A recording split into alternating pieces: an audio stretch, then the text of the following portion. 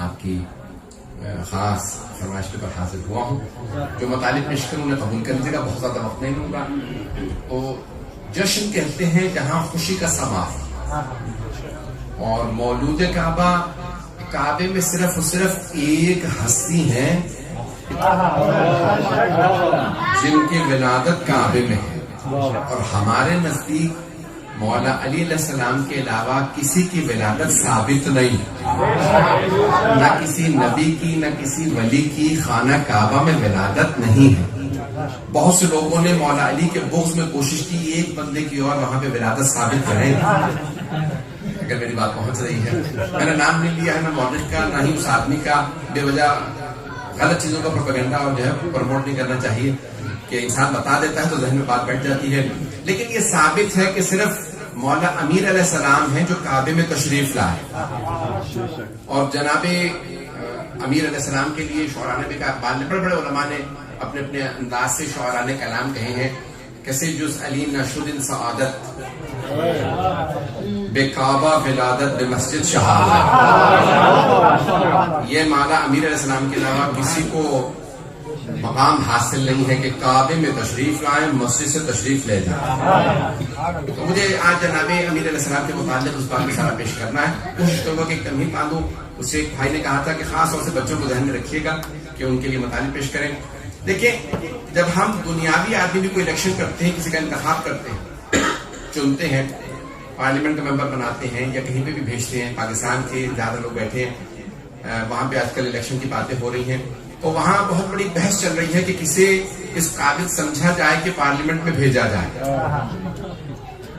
میں پاکستان کی سیاست پہ پڑھنے والا نہیں، تھوڑی سی توجہ کر لیجیے گا. تو وہاں بحث ہو رہی ہے کہ کون اس لائق ہونا چاہیے جو پارلیمنٹ میں جائے گی. کس کا نمائندہ؟ ہمارا نمائندہ. ہم جیسوں کا نمائندہ جو پارلیمنٹ میں جائے تو اس کے لیے بھی شرط ہے، اس کے لیے کنڈیشنز ہیں کہ پاکستان میں آج کل ایک اس طرح چل رہی کہ صادق و امین ہونا چاہیے، اسے کرپٹ نہیں ہونا چاہیے، اس کا سابقہ اچھا ہونا چاہیے. سابقہ تو سمجھتے ہیں نا حضرات، یعنی اس کا جو پہلے کا دور ہے، پاسٹ ہے، وہ صاف ستھرا ہونا چاہیے. اسے چور نہیں ہونا چاہیے، قاتل نہیں ہونا چاہیے. میں نے کردار کی ساری چیزوں کو نہیں پیش کیا، بھائی پہنچ گئے ہیں.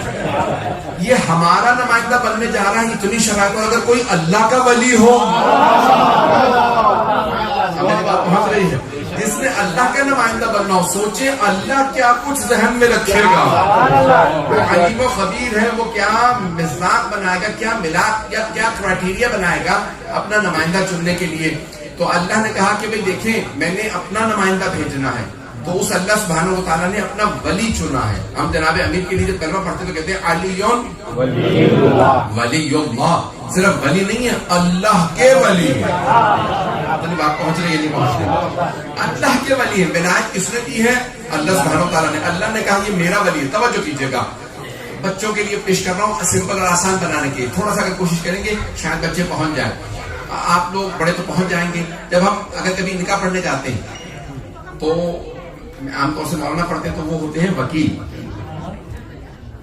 اس طرح سن لیجیے گا، کہتے ہیں وکیل. اور میں فوراً جا کے سوال کرتا ہوں، بھئی آپ میرے موکل ہیں یا میری موکلہ ہیں، آپ راضی ہیں، اجازت ہے آپ کی میں آپ کی وکالت میں آپ کا نکاح پڑھ دوں؟ ایک ہے وکالت، کسی کو آپ پاور آف اٹارنی دے دیتے، کہتے ہیں یہ میرا وکیل ہے. توجہ ہو، یہ ہے وکیل، اس کو آپ نے وکالت دی ہے. اور ایک مرتبہ وکالت نہیں ولایت دی ہے. وکالت میں ولایت میں فرق ہے. وکالت جسے چاہیں آپ بدل دیجئے، ولایت جس کے پاس ہوتی ہے اسے معزول نہیں کر سکتے. لوگ سارے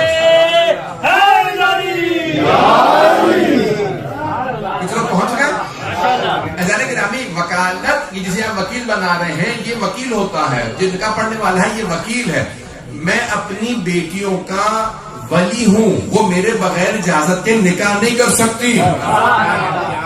نہیں ہے مجمع، میں اپنی بیٹی کے عقد کا ولی ہوں، میں مر جاؤں تو میرے والد میرے جنازے کے ولی ہیں. میرے والد کے اجازت کے بغیر کوئی میرا جنازہ نہیں پڑھا سکتا. میری بغیر اجازت کے کوئی میری بیٹی کا نکاح نہیں پڑھا سکتا. ابھی بھی مجمع نہیں ہے. یہ ولایت ہے. ولایت چھینی نہیں جا سکتی. کسی کی بیٹی راضی ہو نہ راضی ہو، باپ ولی ہے. پتہ نہیں لوگ ہیں یا نہیں ہیں.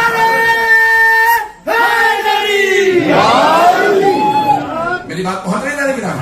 یہ ولایت ہے. اللہ سبحانہ و تعالیٰ نے نہیں کہا میں وکیل بنا رہا ہوں. چند افراد پہنچنا ہے. اللہ نے کہا میں ولی بنا رہا ہوں. مولا علی کو ہم جب کلمہ پڑھتے کہتے ہیں علی ولی اللہ. کچھ لوگ پہنچ رہے ہیں. علی اللہ کے ولی ہیں، وکیل نہیں. اگر کچھ لوگ پہنچ گئے ہو، یہ ساری اصطلاحات ہیں. میں اور بھی اصطلاحات دے کے کنفیوز کر سکتا ہوں لیکن نہیں پڑھوں گا. تو وکیل میں اور ولی میں فرق ہے. اور آیت ہے قرآن کی انما ولیکم اللہ. اے ایمان والو سن لو، تمہارا ولی اللہ ہے، مانو نہ مانو. کوئی مسلمان ہے کوئی نہیں ہے، کوئی اللہ کو مانتا کوئی نہیں مانتا، مانے نہ مانے ولی اللہ ہی ہے. پہنچ گئے؟ اللہ ولی ہے اور رسول اس کا رسول ولی ہے.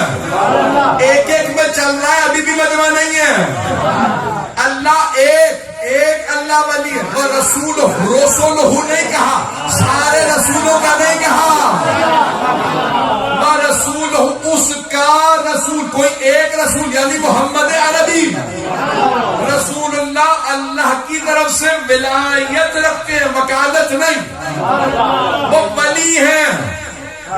یعنی یہ جو میری اتھارٹی ہے، میں نے بھی بیان کی، میں اپنی بیٹیوں کے عقد کا ولی ہوں. میری بھی ولایت کو اللہ اوور رول کرتا ہے یا اس کا رسول. میری بغیر اجازت کے وہ میری بیٹی کا عقد پڑھ سکتے ہیں کسی سے. توجہ ہو، رسول خدا پڑھ سکتے ہیں. ان کی ولایت ایسی ہے جو میری ولایت کو اوور رول کر دے. نہیں ہے مجمع. اللہ کی ولایت مجھے اوور رول کرتی ہے، رسول اللہ کی ولایت مجھے اوور رول کرتی ہے. والذین آمنوا الذین یقیمون الصلاۃ ویؤتون الزکاۃ وهم راکعون. اور مومنوں میں سے وہ جو نماز قائم کرے اور حالت رکوع میں زکات دے. اب اللہ خود بتا رہا ہے یہاں پہ. اگر آپ سے کوئی پوچھے نا کہ بھئی علی ولی اللہ پڑھتے ہو دلیل کیا ہے، تو یہ آیت پیش کر دیں. یہ آیت اس کے اندر بڑے واضح الفاظ میں اللہ نے بیان کر دیا تمہارے ولی کون کون. زمخشری ہمارے علماء میں سے نہیں، شیخ جار اللہ ہے زمخشری. نام یاد رہے گا؟ زمخشری دہرانے زمخشری. جار اللہ ہے، نام ان کا ہے جار اللہ زمخشری. جیسے علی رضا غزل، وہ ہے جار اللہ زمخشری. اب سے تقریباً 800-900 سال پہلے جب بھائیوں کے ہمارے اہل سنت کے دو بڑے فرقے تھے، ان میں سے جب ایک فرقہ پاور میں آئے تو انہوں نے کہا دوسرے فرقے کی ساری کتابیں جلا آگ لگا. آگ لگانے پہ جب آئے تو کہا کہ ساری ان کی تفسیریں سب کچھ جلا دو، لیکن جار اللہ زمخشری کی تفسیر میں جلانا. مخالف فرقے سے تھے، کرنا جلانا. کیوں؟ کہ ایسی تفسیر ہمارے یہاں بھی نہیں ہے. یہ میں نے کیوں پیش کیا؟ یعنی ان کے بھی معتزلہ اشاعرہ دو بڑے فرقے ہیں. یعنی جسے آپ کہتے ہیں نارمل پہ ہمارے سنی ہے وہابی، دو جو کہہ لیجیے آپ. آج کی ٹرمینالوجی میں نے بتانے کی کوشش کی ہے. تو معتزلہ اور اشاعرہ. بہرحال اشاعرہ جو متشدد ہیں اور معتزلہ بہرحال جو امامیہ سے ملتے ہیں عدل کے عقیدے میں. تو انہوں نے کہا کہ بھئی جار اللہ زمخشری کی تفسیر کو آج مت لگانا، ایسی تفسیر ہمارے پاس نہیں. وہ جار اللہ زمخشری جو دوسرے فرقے سے تھی، یعنی جس فرقے سے ہے انہوں نے لکھا، اور جو نہیں مانتا تھا انہوں نے بھی انہیں مانا. اور دونوں شیعہ نہیں ہیں. اب بتائیے ذرا، میں نے حوالہ کیوں دیا؟ سارے بھائی سنیں گے انشاءاللہ. جار اللہ زمخشری کہتے ہیں یہ جو آیت میں نے بھی تلاوت کا شرف حاصل کیا، وہ کہتے ہیں یہ آیت ہے علی کی شان میں، شان نزول مسجد نبوی. نافلہ نماز کے دوران فقیر دروازے پہ آیا، کہا اے اللہ کی نماز پڑھنے والوں کچھ دو.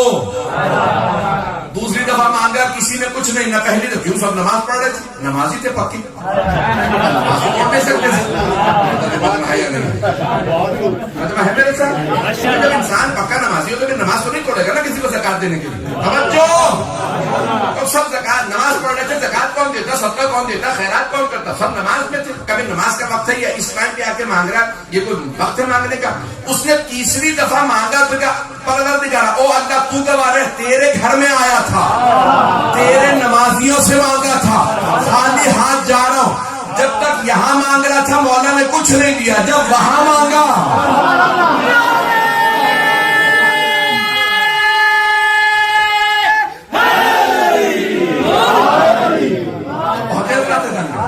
لیکن جب تک یہاں مانگتا رہا نا مولا نے انگوٹھی نہیں دی، زکات نہیں دی، مجمع پریشان ہو گیا، یہ دو آدمی نعرہ لگائے باقی سارے خاموش ہو جائے، اس نے کیا کہا، اس نے کہا او اللہ تو گواہ ہے تیرے گھر میں، مسجد کس کا گھر ہے، اللہ کا گھر، تیرے گھر میں آیا تھا، تیرے نمازیوں سے مانگا تھا، کسی نے کچھ نہیں عطا کیا، خالی جا رہا ہوں، جیسے اس نے یہ کہا نا مولا نے انگلی سے اشارہ کیا،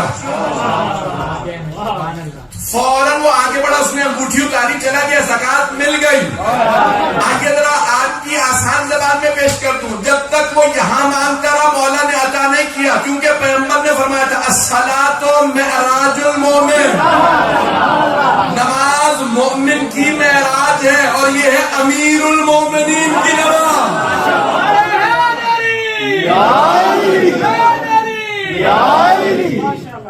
معراج یہاں نہیں ہوتی، وہاں ہوتی، جو معراج میں تھا اس نے وہاں سننا تھی، کوئی شکوہ کر رہا، بس وہاں سننا تھا، یہاں پہ عطا کیا، میں اپنے انداز سے پیش کر رہا ہوں۔